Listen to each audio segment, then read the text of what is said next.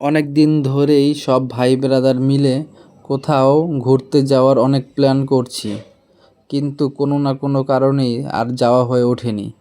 আজ হঠাৎ করে কোনো পূর্ব পরিকল্পনা ছাড়াই সেই প্ল্যান বাস্তবায়নের সিদ্ধান্ত, আর মুহূর্তেই সবাই মিলে চলে গেলাম কেরানীগঞ্জে।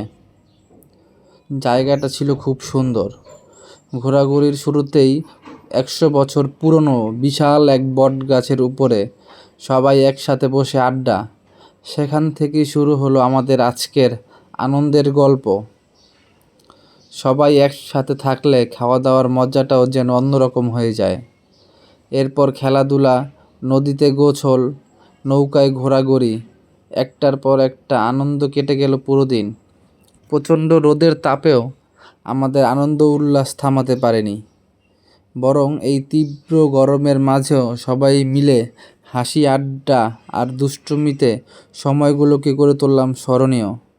আলহামদুলিল্লাহ, দিনটা সত্যি অসাধারণ ছিল। আবহাওয়াটাও ছিল খুব সুন্দর। জীবনের এমন কিছু মুহূর্ত আসে যেগুলো টাকা দিয়ে কেনা যায় না, শুধু এই মানুষগুলোকে পাশে নিয়ে উপভোগ করা যায়। সবাই একসাথে থাকলে সাধারণ একটি দিনও হয়ে ওঠে অসাধারণ। ভাই ব্রাদারদের সাথে এমন সুন্দর মুহূর্ত ফিরে আসুক বারবার।